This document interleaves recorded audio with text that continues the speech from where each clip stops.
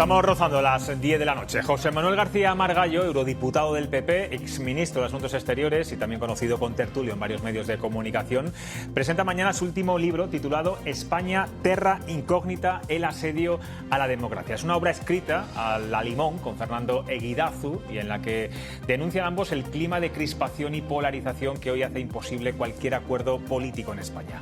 Hablan de decadencia ética, de un país ingobernable que atraviesa uno de los momentos más delicados de su historia e incluso escriben que estamos en emergencia nacional. Señor García Margallo, buenas noches. Buenas noches. Todo esto que estoy diciendo no es una hipérbole literaria, es algo real y tangible, porque puede parecerlo también. No, es bastante exacto. O sea, este país ha tenido un acontecimiento francamente notable. Nos hemos quedado sin presupuestos en Cataluña y, como consecuencia, sin presupuestos en España, porque no se ponían de acuerdo los secesionistas catalanes en dónde tenía que ir un casino que en principio iba a Tarragona. Tenemos, por ejemplo, otra operación que no se ha podido realizar y que era de interés nacional: la participación de España en el control de los estrechos para garantizar la libertad de circulación en los mares.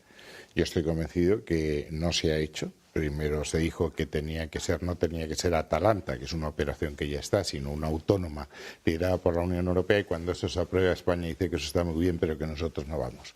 Y yo creo que eso no se produjo porque el presidente era consciente de que si llevaba eso al Congreso, como tiene que hacer, porque son tropas en el extranjero, sus socios no lo iban a apoyar y que entonces iba a depender de la caridad del Partido Popular. Y parece que eso no era una idea que fuese de su agrado. Dice usted también que no hace falta en nuestro país una insurrección armada, ni sacar los tanques a la calle, o ni en el nuestro ni en ninguno. Ni en ninguno, o realizar un golpe de Estado a la antigua usanza para acabar con la democracia en España, que se puede hacer vaciando de contenido a la Constitución. ¿Este es lo que está ocurriendo con la amnistía en estos momentos? Claro, es decir, aquí yo creo que hay un proyecto que arranca con José Luis Rodríguez Zapatero en Tinel. En Tinel se hacen dos cosas. Una, el candidato a la presidencia y luego presidente se compromete a aceptar cualquier propuesta que venga del Parlamento sin tomarse la molestia de verificar si es coherente o no con la Constitución, que es la primera obligación de un presidente de gobierno. Y la segunda, los firmantes, Esquerra, Iniciativa de Catalunya Verds, los comunistas, y el PSC dicen que no pactarán con el Partido Popular ni en Cataluña, ni fuera de Cataluña, en ninguna otra cuestión. Eso es volver otra vez a las dos Españas que creíamos enterrada en la transición, y a partir de ahí, pues la gobernabilidad es muy, muy complicada. ¿Qué grado, habla usted mucho de la crispación también en este libro, qué grado de responsabilidad tiene también su partido, el Partido Popular, en todo esto? Entiendo que no toda la culpa se le puede sacar al gobierno. Mire, que por cierto, el Partido Socialista siempre dice que cuando ellos gobiernan, el Partido Popular insulta porque deslegitima al gobierno, etcétera, etcétera. Mire, yo estuve 5 años en el gobierno y me llamaron de todo menos bonito, ¿eh? Y es verdad que yo no fui reprobado. Eso que ha dicho hoy Óscar Puente, que Pedro Sánchez es el presidente más insultado de la historia, ¿no es así? Hombre, que lo diga Óscar Puente tiene mérito, porque hay que ver sus tuits y las cosas que dice, ¿no? Pues tú le conocerás bien, ¿no? A Óscar Puente. Es buen amigo, además. Es buen amigo, pues dice cosas muy raras, ¿no? Por ejemplo, cuando le dicen el otro día, yo estaba en otra tertulia, y dijeron que es que ahora ir en tren era muy barato por la competencia Entonces decidió que iba a subir el canon de coincidencia porque al parecer lo del mercado no lo ha entendido todavía. Y aparte la catarata de insultos que vierte todos los días es más que notable. Pero contésteme a lo del Partido Popular. ¿Qué grado de responsabilidad tiene su partido en todo esto? La crispación siempre es recíproca. Es decir, cuando el lenguaje, el tono se eleva, lo elevamos todos. Eso es inevitable. Yo no creo que esto sea responsabilidad de un solo partido. Pero que alguien tiene que poner sensatez en este tema, ¿no? Y usted, señor Margallo, que es, digamos, un político clásico, vamos a llamarlo así. Antiguo, quiere usted decir. No, clásico en las formas, en la formación, un político de toda la vida, que no está metido en el lodazal ni en el ruido. ¿Cómo está viendo estos momentos todo esto? Y yo no sé si cree que esta crispación, esta polarización ya se ha instalado en el paisaje político para siempre, o al menos esta legislatura. Vamos a ver, yo creo que la mayor responsabilidad de lo que está pasando, como ocurre siempre, corresponde al gobierno y en concreto al presidente del gobierno. He hablado antes de la posición que adopta José Luis Rodríguez Zapatero, que en síntesis es pactar con los nacionalismos periféricos. El Partido Socialista está dispuesto a convertirse en muleta del Partido Socialista en las nacionalidades llamadas históricas, a cambio de que los partidos secesionistas de derecha o de izquierda apoyen el gobierno socialista. Eso lo hizo en Cataluña con el pacto de Tinel, el pacto tripartito, lo logró hacer en Galicia y estuvo a punto de hacerlo en Vascongadas con Herri Batasuna. No salió porque se volaron a T4. Y ese es el modelo que ha adoptado Sánchez. Entonces, para mantener ese modelo y sobre todo para avanzar en las pretensiones de los nacionalistas, que cada día van a más, los nacionalistas es como una bicicleta, si se paran caen. Por tanto, tienen que aumentar sus reivindicaciones. Ahora han terminado con la amnistía y empezaremos con la autodeterminación. Bueno, todo eso hace muy complicado el saber qué es lo que el presidente del gobierno. El presidente del gobierno ha dicho una cosa y su contraria en cualquier tema, en cualquiera. Yo recuerdo como candidato que, bueno, dijo que no solo había habido sedición, sino que había habido rebelión en las dos consultas populares, que iba a establecer el delito de convocatoria de referéndum ilegales, que en ningún caso iba a amnistiar o a indultar a los que malversasen dinero público, es decir, una campaña, digamos, nacional. Cuando él se encuentra, descubre la gran aportación de Sánchez a la política mundial, referente mundial que diría Bolaños, es que ha descubierto que para gobernar no hace falta ganar las elecciones. Basta tener una mayoría que te apoye. Y cuando no tienes ni una sola línea roja, ningún principio, pues es muy fácil hacer esa mayoría. El que mejor lo ha dicho es Arnaldo Otegi. Mire, los terroristas mataban, pero dicen la verdad. Y Arnaldo Otegi dice, la paradoja es que el gobierno de España se apoya en aquellos que queremos irnos de España. Y dice, hasta que no se enteren el gobierno que nosotros queremos la autodeterminación, no habrá normalidad democrática. Claro. Tampoco mienten los independentistas catalanes. No. Los independentistas. Es decir, Puigdemont dice absolutamente la verdad. Lo que quiere hacer y lo que quiere. Él ha dicho, Miriam Oreja, dijo, ya se ha acabado esto de ir pieza a pieza. Queremos el supermercado entero y que nadie se confunda, queremos la independencia. ¿Usted comparte lo que hoy ha dicho Feijóo en una entrevista en El Mundo sobre que si Junts se reconcilia con la ley, la Constitución, el Estatut, se puede entablar conversación con este partido independentista? Es verdad que si se cumplen estas máximas, dejaría de ser Junts, por otra parte, pero bueno. Bueno, pero volveríamos a ser la vieja convergencia. Es decir, usted muy caritativamente ha dicho que yo soy un político clásico. Yo era constituyente. Yo recuerdo la llegada de Tarradellas a Barcelona antes de la Constitución. Y Tarradellas dijo, nosotros queremos el bienestar, la democracia y la libertad de todos los pueblos de España. Pujol dijo que teníamos que aprender a vivir, trabajar juntos e incluso a soportarnos juntos. Y Arzayus dijo que nadie crea que por haber logrado la denominación de nacionalidades para nuestros territorios, queremos la secesión. No la queremos. Todo eso, ¿quién lo rompe? Lo rompe de verdad el Partido Socialista de Cataluña. Es Maragall el que creo que ellos tenían la conciencia o la sensación de que habiendo sido protagonistas de la transición, los nacionalistas les habían robado la cartera y deciden hacerse más nacionalistas que nadie. Y entonces plantea un estatuto que es lo que está pidiendo ahora Puigdemont.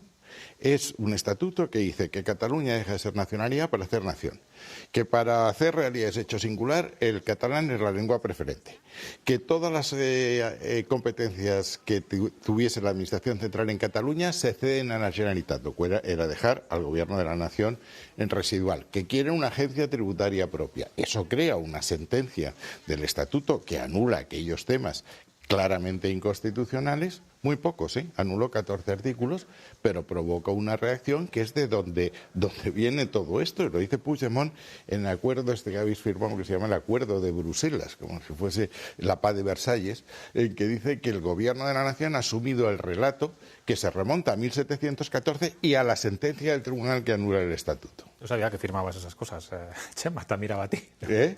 Yo ya estaba allí. Ya estaba, sí. Quiero seguir preguntándole... El Estatuto de Autonomía de Castilla Castilla y León. Claro. Claro, bueno, pero el Estatuto de Castilla y León no planteaba estos puntos. Ya, pero el de Valencia se parecía mucho al que se impugnó de Cataluña, ¿no? Eso no es verdad y tú lo sabes. Jamás se nos ha ocurrido, y yo he estado allí siempre, decir que la Comunidad Valenciana es una nación como sujeto político, como nación cultural. Jamás se nos ha ocurrido decir que las competencias y las instituciones de Valencia no derivan de la Constitución, como dice Puigdemont, que deriva de los derechos históricos, es decir, nos remontaban detrás del piquito. Jamás se nos ha ocurrido pedir todas las competencias del Estado y dejar el gobierno de la nación en la Comunidad Valenciana como algo absolutamente residual, ni nunca hemos pedido bilateralidad en las relaciones, ni tampoco hemos Luego pedido le va a preguntar Chema. Quiero terminar yo la primera parte de la entrevista. Chema, ella ha sido muy perverso en ese comentario. No, ya sabéis cómo funciona. Yo hago el grueso de la entrevista y luego hacéis... ¿Estás de acuerdo, no? Pues si no, te recito el estatuto y el himno regional. No. Pero frenar no ves glorias a España. He leído algunas entrevistas que le han hecho estos días. Molt bé, ¿no? Sí. Y, bueno, coinciden algunas que dicen que es uno de los políticos más odiados por los populistas de extrema derecha y de extrema izquierda. Lo he visto en dos entrevistas. ¿Cree que ambos extremos van teniendo cada vez más poder en Europa y eso le preocupa? Sí. En Europa sí. En Europa yo estoy convencido que en las próximas elecciones el Partido Popular va a ganar las elecciones, pero se va a mantener.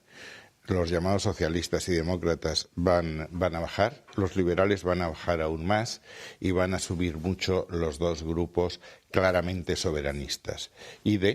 Y es que reformistas y conservadores. Y eso va a hacer que la gobernabilidad de Europa sea muy complicada. Europa ha avanzado siempre cuando hay un acuerdo entre los dos grandes partidos, los socialistas y los populares, o los populares y los socialistas, apoyados por los liberales cuando hacía falta y en ocasiones por los verdes. Introducir en la gobernanza de Europa los partidos soberanistas, que no quieren avanzar en el proyecto europeo, quieren retroceder. Son claramente soberanistas, quieren volver al Estado westfaliano que desapareció hace mucho tiempo. Porque mire, lo que no se dan cuenta es que en Europa, que hay 27 países, hay dos clases de países, los que son pequeños y los que no saben que lo son. Pero todos son pequeños. Es decir, intentar competir con China y con Estados Unidos en este mundo bipolar, con la India, etcétera, cada uno en su esquina. Hoy hay, de las 8 grandes economías del mundo, 3 son europeas, incluido el Reino Unido, que ya no está en la Unión.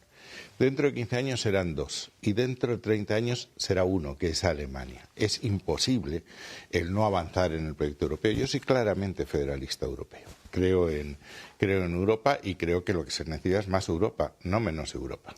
Estaba su partido ahora mismo inmerso en las elecciones vascas, catalanas. Parece que no tiene tanta prisa por elaborar las listas a las europeas. ¿Le gustaría seguir en el Parlamento Europeo? Ni me lo ha pedido nadie, ni se lo he pedido a nadie, lo cual me da... ¿Eso le da cierto nerviosismo? Porque hasta No, me da una enorme tranquilidad. Créame que el retirarme de la política activa, nunca de la política, pero sí de la primera línea. Pues los políticos de raza, como este señor y yo, no nos retiramos, nos morimos y en paz, que es otra cosa, y así desaparecemos. Pero yo estaré siempre en política, porque yo he entrado en política, entré en política muy joven, porque me preocupa mi país, y mi país me va a seguir preocupando durante mucho tiempo, haré todo lo que pueda. ¿Y cree que es necesario un relevo generacional también en el grupo? Me parece que es bastante popular? Conveniente, me parece que ir renovando los partidos es una buena idea, sí. Ahora sí, Chema Crespo le va a hacer una pregunta, como he dicho, perversa o malvada. ¿O? No. Es suave en las formas, pero... No. Has dicho, yo a veces lo digo también relajado, en conversaciones, tomando una cerveza, cuando buenos amigos, buena gente, te dibuja todos los problemas que tiene este país, todas las complicaciones en las que estamos instalados, toda la complejidad del gobierno de coalición, toda la agresividad del Partido Popular. Y bueno, es que tenemos un país ingobernable, pues tenemos un país ingobernable, que es lo que has comentado tú, ¿no? No, lo dijo Sánchez, que un país sin presupuestos no es gobernable. No, vamos a ver. José Manuel, nuestro país es el que es y hay que entenderlo y hay que quererlo y hay que comprenderlo, y por lo tanto, si nuestro país es plural, nuestro país es diverso, nuestro país tiene lenguas, tiene idiomas, tiene culturas, tiene tradiciones diferentes, etcétera, etcétera, y al mismo tiempo tiene sustratos políticos en amplios territorios que a pesar de todo y de todos siguen obteniendo resultados, y como están dentro de la Constitución, componen un Parlamento tan diverso y tan disperso como el que tenemos, oye, no vale quejarse, son las herramientas que te dan los ciudadanos.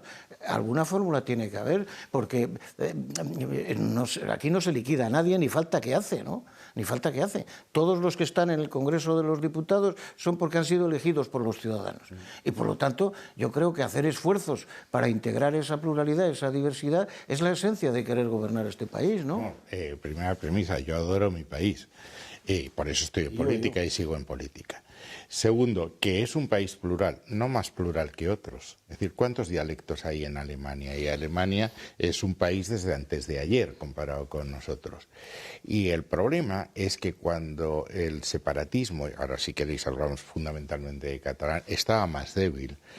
No hay que olvidar que en las elecciones generales Junts y Esquerra tuvieron menos votos que el Partido Popular. Ha llegado Sánchez. Y como necesitaba los votos, les ha echado un salvavidas, es decir, les ha hecho una respiración asistida.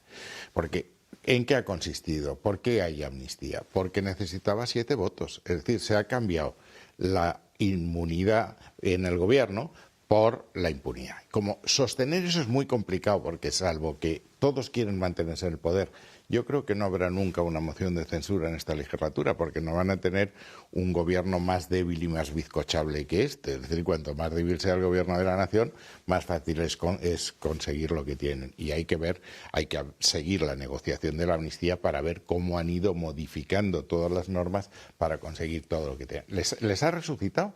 Entonces, un secesionismo que estaba claramente en regresión, se ha convertido en el amo de la nación. Si es que aquí, en el libro cuento una anécdota. En México, cuando había un dictador que se llamaba Calle, que colocaba a los presidentes en Chapultepec, había un cartel que decía, aquí vive el presidente, en el Palacio Presidencial, aquí vive el presidente, el que manda vive enfrente. Bueno, el que manda está hoy en Baterro. Tenemos a un medio paisano suyo, ¿no? No es justo y no es Isaac. verdad, pero bueno. Hombre, mira la amnistía y verás la autodeterminación. Perdona. Es decir, se lo dijo Puigdemont con una claridad meridiana. Yo lo veo todas semanas. Cuando Sánchez pidió árnica, le dijo, las condiciones la pone el que da la ayuda, no el que la pide. Habla con él, por cierto, cuando le ve en los pasillos. Le saludo. Hablo mucho con Toni Comín porque teníamos una amistad antigua y la relación personal es inversamente proporcional a nuestra distancia política. Pero nos saludamos... cordialmente.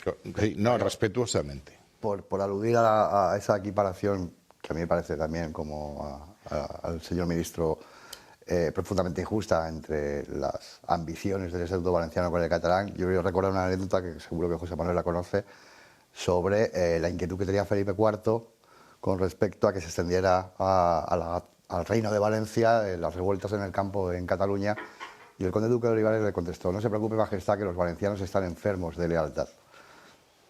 Por ahí no hay ningún cuidado y la comparación, evidentemente, sepa con todo el respeto y todo el cariño que sabes que te tengo, me parece imposible.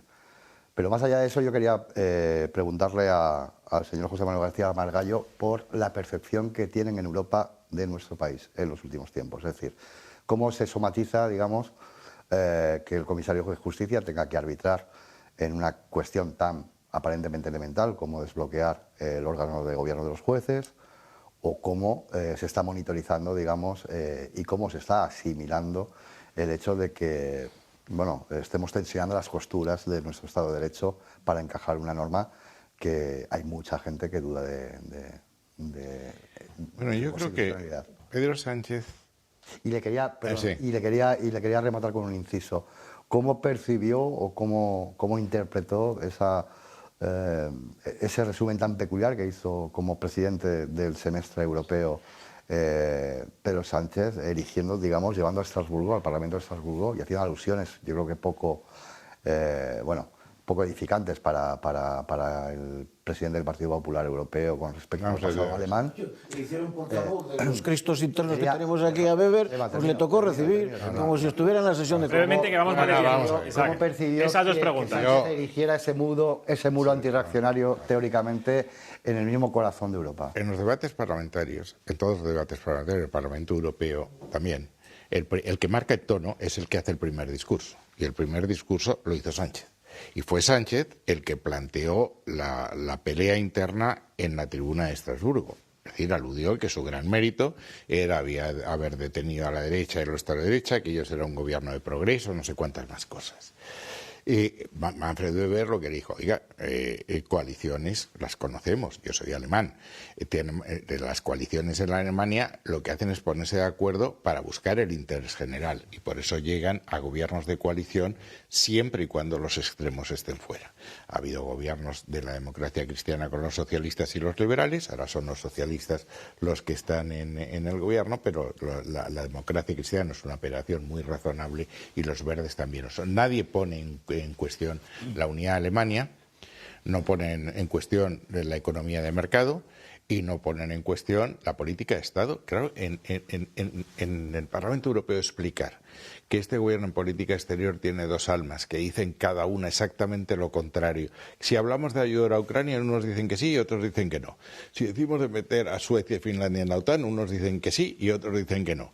Si hablamos de Marruecos y el Sáhara, unos son pro-marroquíes y otros son pro-saharauis. Claro, ¿qué hay? Una paralización absoluta.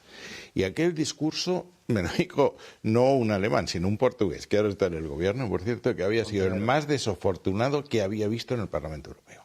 Sobre la imagen que tiene la Unión Europea de España en estos momentos. En estos momentos de una gran inquietud y una gran estupefacción. Es decir, es que esa ingobernabilidad trasciende a la Unión Europea.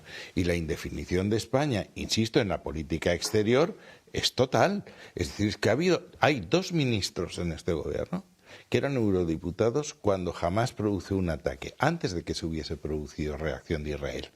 Son los únicos parlamentarios, muy pocos, que no condenan ese ataque. Maite. Sí, yo le iba a preguntar al que fuera ministro de Asuntos Exteriores, iba a apelar a su conocimiento internacional. Voy a alejarme de los asuntos internos, me voy a ir al exterior. Hemos leído últimamente declaraciones, la verdad es que bastante inquietantes, de muchos líderes internacionales, por ejemplo Donald Tusk, el primer ministro polaco, diciendo que Europa se tiene que preparar para la Tercera Guerra Mundial, Ursula von der Leyen, que dijo que no era inminente, pero que no era improbable. Está toda Europa, estamos viendo cómo Alemania vuelve al servicio militar, como Bélgica y demás. No sé en ese contexto cómo ve a nuestro gobierno y si esa amenaza es para inquietarse o estamos hablando de que se está, en fin, tirando un poco las cartas sobre la mesa, pero que no hay esa amenaza cercana de una posible Tercera Guerra Mundial, con dos conflictos como el de Israel. Hay un y conflicto el de que Ucrania. es Rusia-Ucrania, hay otro conflicto que es Gaza, que puede inflamar todo el Oriente Medio, sobre todo si Irán entra en esto, y hay un conflicto latente en China-Taiwán. Son tres conflictos claramente que claramente pueden tener impacto, más todo lo que está pasando en el África subsahariana, en que aquello está mangas por hombro. Los occidentales, los europeos, nos hemos retirado y está entrando Rusia.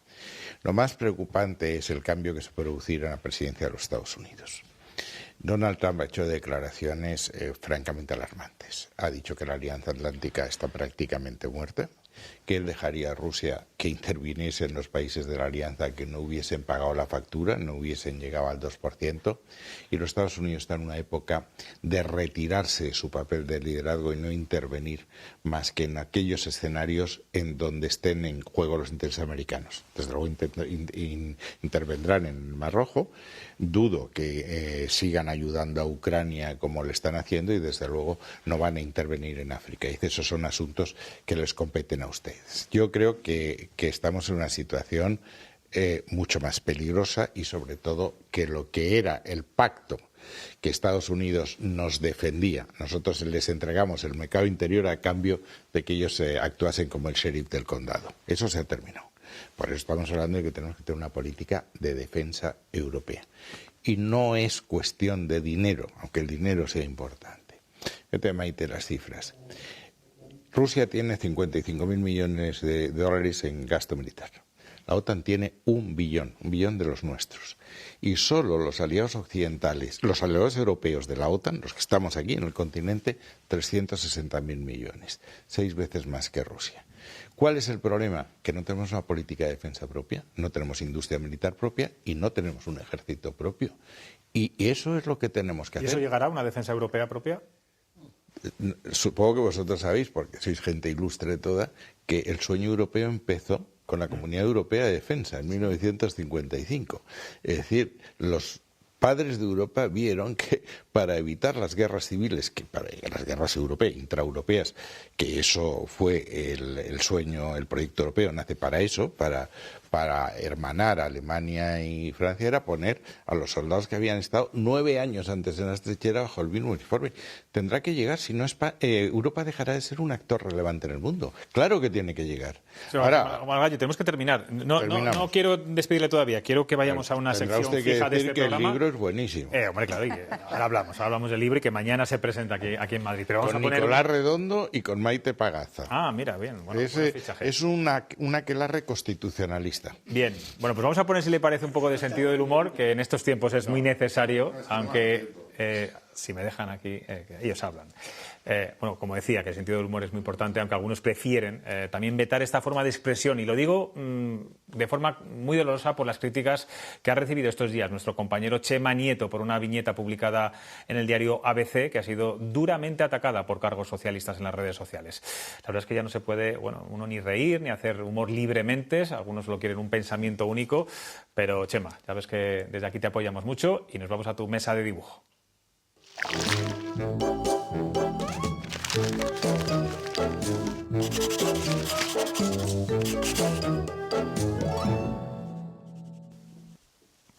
Hay noticias que no entiendo, por más lámparas que enciendo. La noticia más comentada de este fin de semana ha sido la de esa mujer de Gales que cuidó durante horas y llevó al veterinario al pompón de lana de un gorro que encontró pensando que se trataba de un erizo bebé. Si a ustedes les pasa, fíjense muy bien si además no tiene gafas. En ese caso, es un puigdemont bebé. Los puigdemones proliferan mucho en estos tiempos y es fácil que uno se extravíe y se pierda. En ese caso, mándenselo a Pedro Sánchez a la Moncloa, que él sabe muy bien cómo cuidarlos. Ya brilla la actualidad en nuestra comunidad. ¿Se parece a ese político con el que usted se cruza en los pasillos del Parlamento Europeo? Un poco, ¿no? Bueno, se parece sobre todo en las gafas. ¿Qué opina usted ¿qué opina de que haya tantos límites ahora mismo también en el humor? A mí me parece que es muestra de una sociedad insana. A mí me parece que el sentido del humor es una válvula de escape que sirve para rebajar tensiones. Ahora, es verdad que eso exige un clima mucho más distendido en la sociedad y en la política que el que nosotros tenemos. Cuando los ciudadanos ven los debates en el Congreso salen espantados de lo que están viendo. Desde luego en Alemania del Este no se reía nadie, ¿eh? Yo estuve en la época... Bueno, pues aquí lo tengo. España, terra incógnita, el asedio a la democracia. Mañana se presenta, ya están las librerías, ¿verdad? Está en las librerías. Redondos y Maite Pagaza. Mucha suerte. Habrá mucha gente allí, socialdemócratas, liberales, democristianos. ¿Por qué no habrás populistas? Pues funda un partido. Ya lo tenemos. No, ese no vale. Hablaré contigo dentro de 2 años cuando vengas a pedir el carné. Lo dudo mucho. Porque es mayor y ya no se ve futuro. Si Bueno, no estamos pendiente también de su futuro político, si vuelve a usted a Europa. Bueno, no se preocupen porque a mí no me preocupa. Pues muchas gracias, García Margallo, por estar aquí con nosotros.